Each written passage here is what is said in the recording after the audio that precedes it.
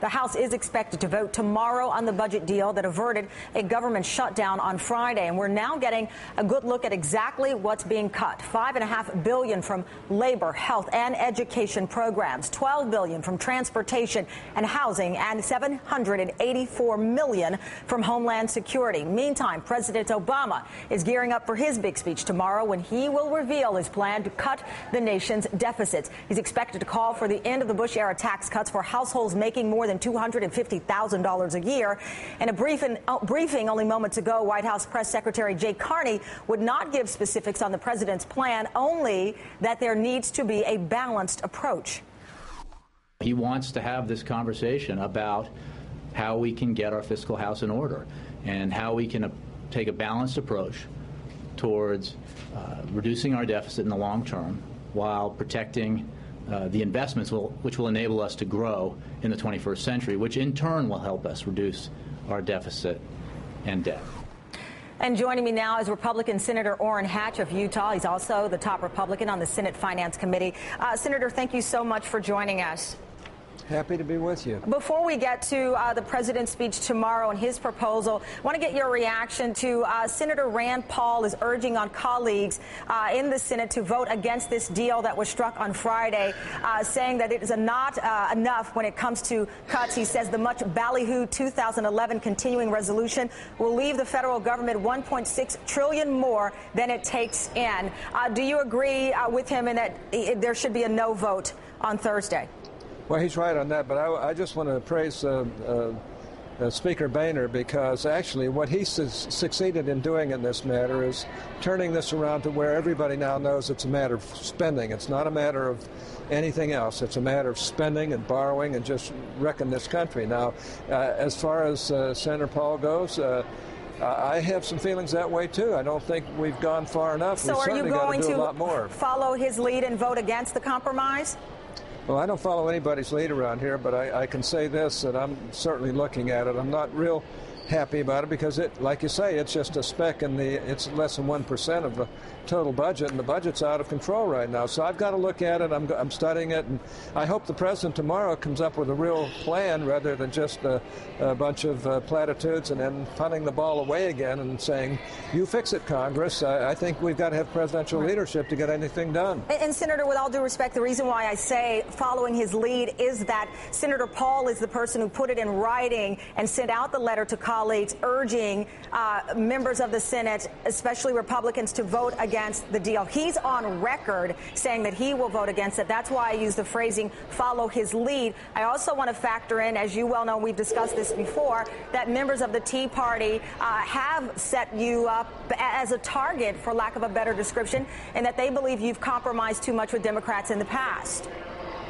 Well, of course, there are some who feel that way. There are others in the Tea Party who feel otherwise, who realize that my 34 years as a conservative have been pretty doggone solid years. But be that as it may, I make this decision after thoroughly looking at it, and as of right now, I'm worried about it not doing enough. And I think we've got to send some messages here to the administration and everybody else that we've got to really get serious about spending. And I think that's one thing that's coming out of this.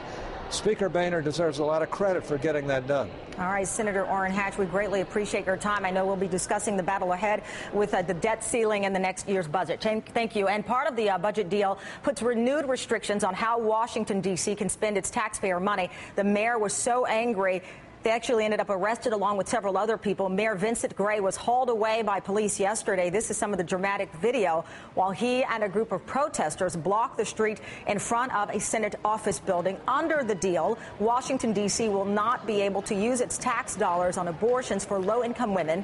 The mayor says the restrictions are unacceptable. Mayor Gray was released 7 hours after his arrest. And many Democrats are saying that they're happy that a shutdown was averted, but not very happy with the deal the president made. And joining me now is Democratic Congressman Emanuel Cleaver of Missouri. He is one of the Financial Services Committee and chairman of the Congressional Black Caucus. Thank you so much for joining us, Congressman.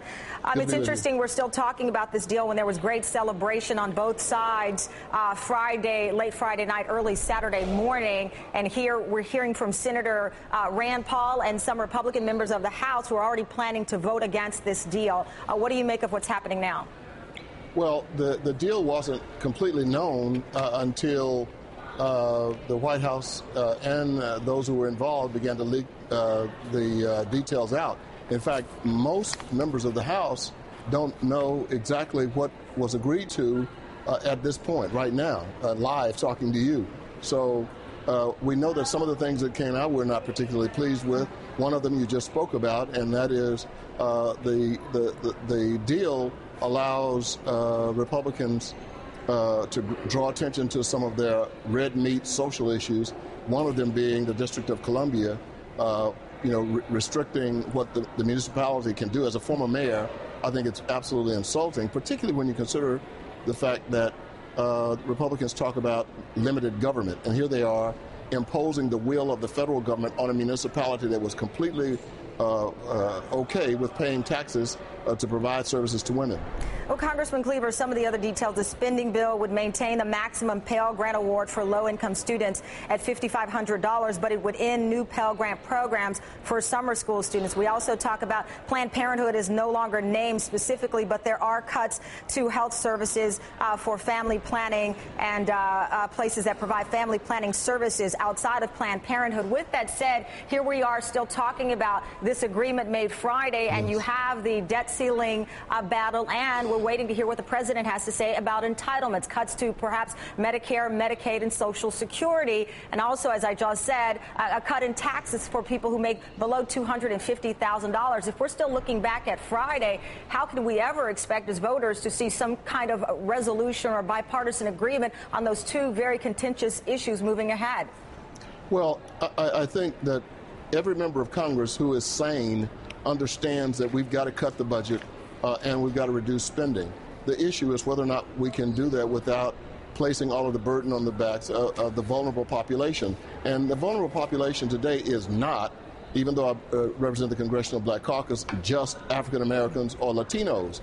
The vulnerable population includes people who were middle class just 2 years ago. They worked for the post office, they worked for municipal governments, they worked for the federal government, they worked for corporations that downsized. They're teachers, firefighters, police officers, and they've lost everything they have, including their homes. And we're saying, yes, we've got to balance the budget, we've got to reduce the deficit, and we're going to do it on the programs that you need in order to survive. And I can't vote for that, and I don't think many of the Congressional Black Caucus members nor the Hispanic Congressional Caucus are going to vote for it. And hopefully the people of goodwill are going to be absolutely against what is being left out here. Planned Parenthood, I hope the public understands, does not get money for abortions, and yet there was this agreement about Planned Parenthood, although, as you've mentioned, it was not named. Keep in mind, the Hyde Amendment said that abortions could never be performed with federal dollars. And in spite of that, when you hear people debate this issue, they talk about federal dollars being spent for abortions. And that can't happen. Well, we hope to hear your reaction regarding the president's big speech tomorrow, 1 p.m. Eastern Time. Congressman Emanuel Cleaver, thank you very much for your time.